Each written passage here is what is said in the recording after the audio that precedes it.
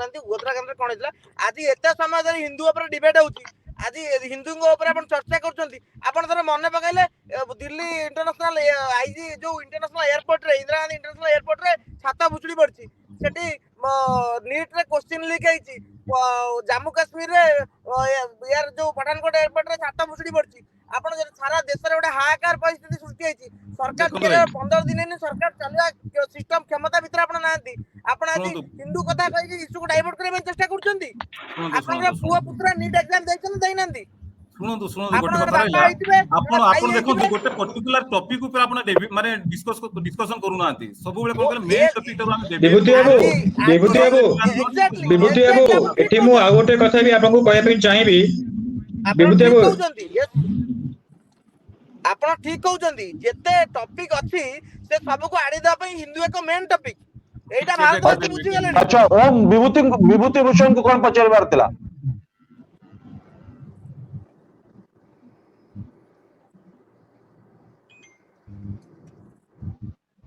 ओम सुनि पछुंदी ओके आमे मुख्य जो प्रसंग ऊपर आलोचना करथिले जो बळे राहुल गांधी कहले धर्म ना रे आपण बहुत गुडे भलो पॉइंट गुडे कहिले किंतु से आपण छाडी देले जो भारतीय के जो देबो अनेक गुडे भलो पॉइंट गुडे कहिले किंतु आ गुटे पॉइंट से छाडी देले जे जो राम मंदिर बर्तन प्रतिष्ठा हिची से राम मंदिर छात्र बर्तन पानी गळुची सुनंतु एटा गोटे फेक प्रोपेगेंडा तो यह भी एक मुख्य विषय पब्लिक को पास कराइछि जो राम मंदिर नार भारतीय जनता पार्टी वोट मागी थिले सुनंतु हम बाबू आपण निहत जदी ता जदी मुख लागे सुनिल जनता पार्टी को हार रो सम्मुखीन काहे हेबा पई पड़िला एक प्रोपेगेंडा चलाइतला बीजेपी विरोध रे बुझले कि नै आउ रोइला गोटे कथा आपण जो कहूना जदी आ गोटे कथा सुनिल जदी ता फेक प्रोपेगेंडा ताले उत्तर प्रदेश रे भारतीय जनता पार्टी काहे हार रो सम्मुखीन हेबा पई पड़िछि नै आपण गोटे टॉपिक ऊपर रहंतु आपण राम मंदिर को आछन्ते हम राम मंदिर ऊपर एबे कथा हरता आपण जति कहले जे राम मंदिर छात ऊपर पानी गळुची सेति पे बीजेपी दाई ठीक अछि जेतेले राम मंदिर छात ऊपर पानी गळुची बीजेपी दाई किंतु हिंदू मानकर ठेका नला को बीजेपी नै काहे नै आपण मानकर स्टेटमेंट सबले कॉन्ट्राडिक्ट करछि आपण चिंता करंतु बीजेपी के हिंदू के आगे से शासन रे अछि आगे शासन रे जे रहबो ताके प्रश्न पचार आपण जो कहिले तापर नै शासन रे अछि बोली कोन ता ऊपर ब्लेम करबी हिंदू मंदिर तयारी करिबारे कॉन्ट्रैक्ट के नैतिला आगे का सरकार ताको प्रयोग दे हिंदू माने कोन बीजेपी तला आपण कोन कहबा चाहती प्रथम सेला स्थिर करंतु आपण माने माने बीजेपी राम मंदिर प्रतिष्ठा उत्सव रे ओके सुनील बाबू हिंदू भारतीय जनता पार्टी हिंदुत्व राजनीति करछि ना नै सुनील बाबू हिंदुत्व से राजनीति करेनी समस्त को नेकी चले हिंदू को भी नेकी चले सब धर्म रो लोक को नेकी साथ रे चले सेति पे नरेंद्र मोदी सब बेले कहंती सबका साथ सबका विकास सबका साथ सबका विकास ये नीट पर क्या नीट पर विकास केले हबो जो माने यार छात तळे पड़ी मरि गेले प्रधानमंत्री निर्वाचन बेले काहे कहिथिले जे इंडिया मेंट आसरी ओके रश्मि लास्ट कमेंट आपन को जानिबा पई चाहिबी समस्त कोटू जे हिंसा आचरण किए करूची हिंदू करूचंती ना बीजेपी करूची ना आरएसएस करूची लास्ट कमेंट रश्मि यह संपूर्ण भाव में भारतीय जनता पार्टी ही आज्ञा प्रोपेगेंडा यह तार निर्वाचन जितबार एक रणकौशल आउ गोटे कथा रहा जिते भी कौन एक मुद्दा उठे बेरोजगारी रो हो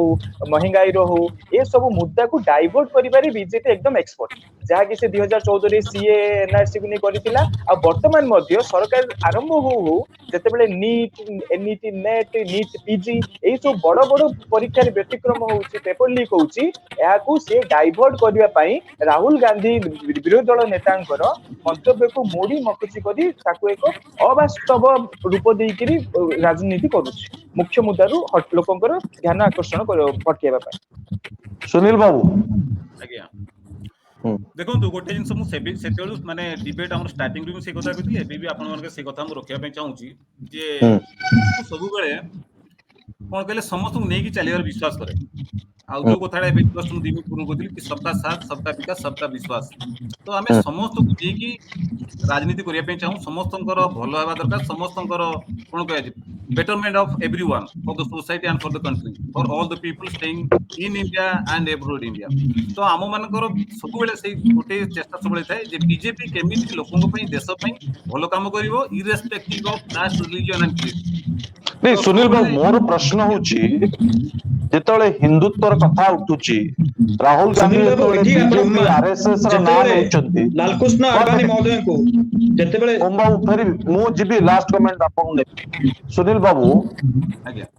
ଯେତେବେଳେ କଂଗ୍ରେସ ରାହୁଲ ଗାନ୍ଧୀ ବିଜେପି ଏବଂ ଆରଏସଏସ ର ନାଁ ନେଉଛନ୍ତି ଠିକ ସେତିକି ବେଳେ କାହିଁକି ଭାରତୀୟ ଜନତା ପାର୍ଟି ତା ନିଜ ଦେହକୁ ନେଇଯାଉଛି ଯେ ବିଜେପି ଅର୍ଥ ହିନ୍ଦୁ ଆରଏସଏସ ଅର୍ଥ ହିନ୍ଦୁ ଆପଣ ଯଦି ସବକା ସାଥ ସବକା ବିକାଶର କଥା କହୁଛନ୍ତି ତାହେଲେ ହିନ୍ଦୁତ୍ୱର କଥା କୁଆଡେ ଆସିଲା ଆଚ୍ଛା ଦେଖନ୍ତୁ କେତେବେଳେ ବି ବିଜେପି କୌଣସି ପ୍ଲାଟଫର୍ମରେ କହିନାହାନ୍ତି ଯେ ହିନ୍ଦୁତ୍ୱ ମାନେ ହିଁ ବିଜେପି ହଉଛି ସେମାନେ କେବେ କୌଣସି ପ୍ଲାଟଫର୍ମରେ କହିନାହାନ୍ତି ଏଇଟା ହଉଛି ଗୋଟେ ଅପୋଜିସନ ର ଗୋଟେ ଫେକ୍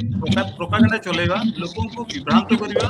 ଆଉ ଗୋଟେ କନଫ୍ୟୁଜନ ଷ୍ଟେଟ୍ ଭିତରେ ସବୁବେଳେ ରଖିବା ଯେ ବିଜେପି ସବୁବେଳେ ମାନେ ହିନ୍ଦୁତ୍ୱର ରାଜନୀତି କରୁଛି ବୋଲି ପ୍ରକୃତରେ ସେୟା ନୁହେଁ ଯଦି ପ୍ରକୃତରେ ସେୟା ହେଇଥାନ୍ତା ଯେତେବେଳେ ଆମର ଗରିବ ଲୋକମାନଙ୍କୁ ଯେତେବେଳେ ଘର ବଣ୍ଟା ହଉଛି ସେତେବେଳେ ତ ସେମାନେ ହିନ୍ଦୁ ମୁସଲିମ ଦେଖୁନାହାନ୍ତି ପ୍ରତ୍ୟେକ ଲୋକଙ୍କୁ ଘର ବଣ୍ଟା ହଉଛି କି ଯେତେବେଳେ ଆମର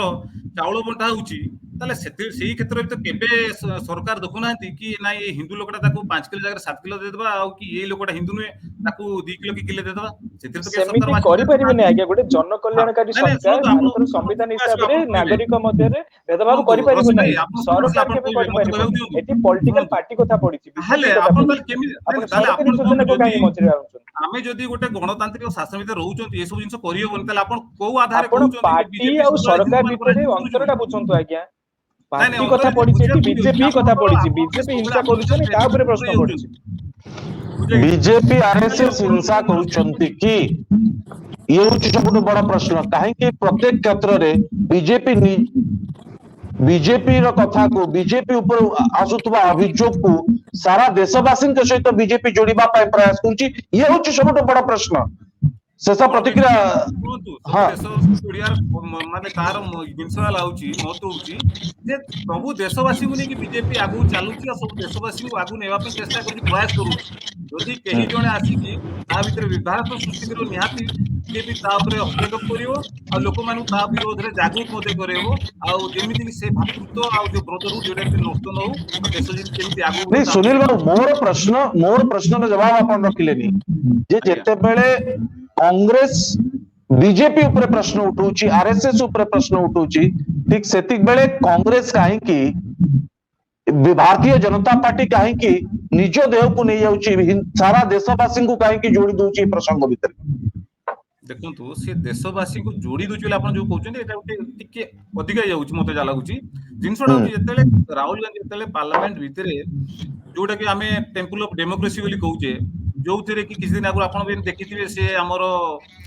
ସେଠି ଗୋଟେ ଯୋଉ ସମ୍ବିଧାନକୁ ନେଇକି ଯାଇଥିଲେ ତା ଉପରେ नहीं नहीं राहुल गांधी जो प्रसंग रे अदालत को जाइचंती